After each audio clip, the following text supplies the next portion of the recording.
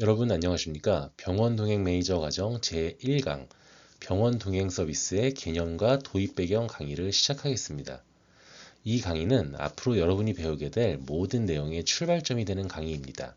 다시 말해 이후에 배우게 될 실제 업무, 현장 대응 방법, 대상자 응대 기술을 배우기 전에 병원 동행 매니저라는 역할을 어떤 관점과 마음가짐으로 수행해야 하는지를 먼저 정리하는 시간입니다.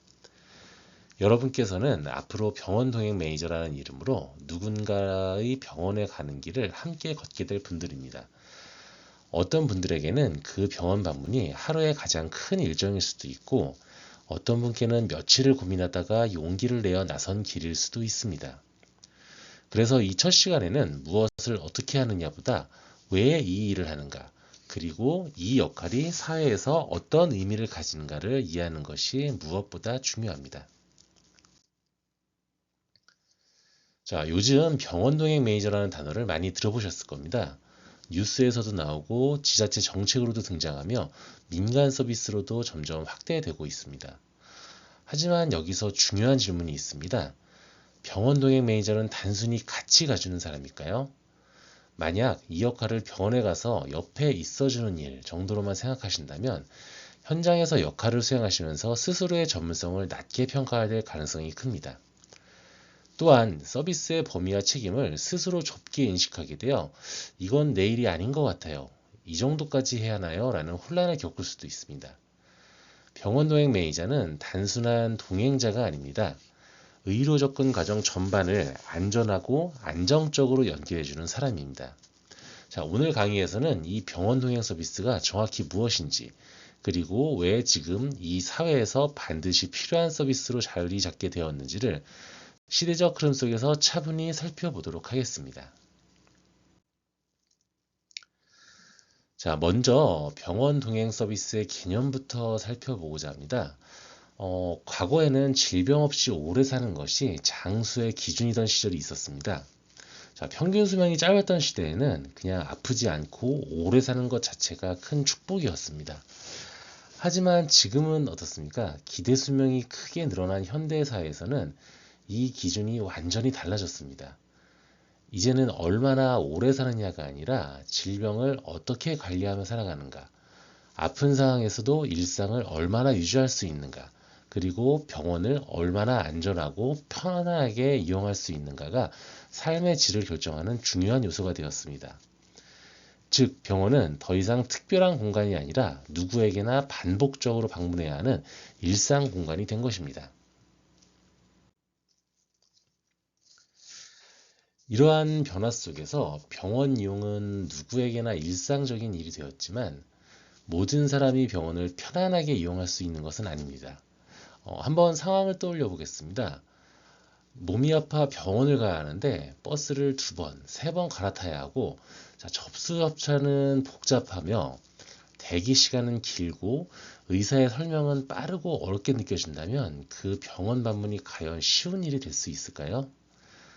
특히 고령자, 거동이 불편하신 분, 병원 환경에 대한 막연한 두려움이 있는 분, 혼자 모든 것을 감당해야 하는 1인 가구에게 병원 방문은 단순한 외출이 아니라 큰 스트레스로 작용합니다.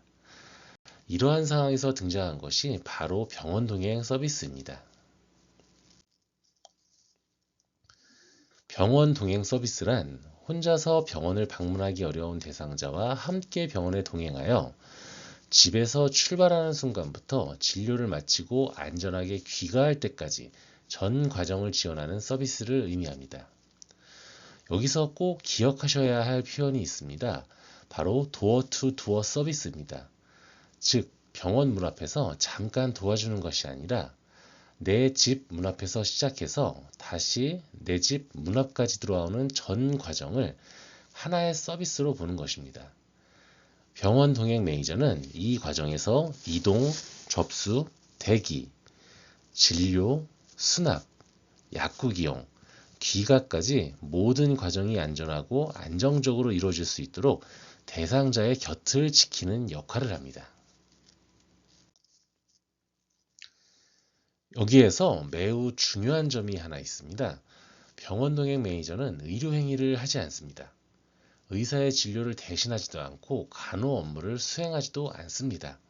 자, 병원 동행 매니저는 의료와 돌봄 사이에서 의료 이용을 가능하게 해주는 연결자라는 점을 명확히 인식하셔야 합니다.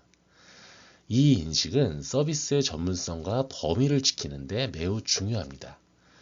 대상자가 동행 매니저의 업무 범위를 넘어서는 요구를 할 경우에는 정중하고 분명하게 거절할 수 있어야 하며, 필요하다면 병원 의료진이나 보호자에게 연결하는 판단도 필요합니다. 이제 병원 동행 매니저의 역할을 조금 더 구체적으로 살펴보겠습니다. 병원 동행 매니저의 역할은 단순히 같이 가주는 것에서 끝나지 않습니다. 대상자는 대부분 고령자, 1인 가구, 거동이 불편한 분, 혹은 병원이라는 공간 자체에 대해 불안과 두려움을 느끼는 분들입니다. 이분들에게 병원 방문은 단순한 외출이 아니라 심리적, 신체적으로 큰 에너지를 요구하는 일입니다. 병원 동행 매니저는 이러한 대상자의 곁에서 불안을 완화하고 병원 이용 전 과정에서 정서적 안정감을 제공하는 역할을 합니다.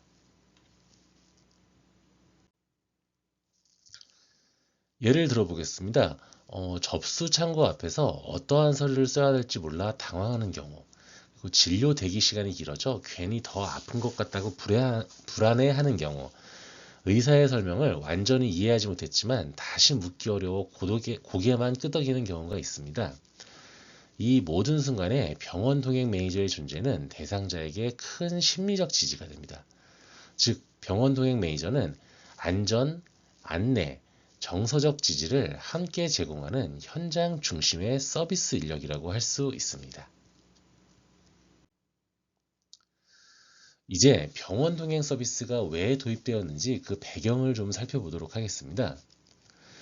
우리나라는 의료 서비스 접근성이 매우 높은 국가 중에 한 곳입니다. OECD 통계에 따르면 2021년 한국인의 연간 외래 진료 이용 횟수는 약 15.9회로 OECD 평균인 약 5.8회보다 현저히 높은 수준입니다. 하지만 여기서 중요한 질문이 있습니다. 병원을 자주 이용할 수 있는 것이 누구나 병원을 쉽게 이용할 수 있다는 의미일까요? 자, 현실은 그렇지 않습니다. 고령자, 1인 가구, 보호자가 없는 환자, 사회적 관계가 약한 대상자에게 병원 방문은 여전히 높은 장벽입니다.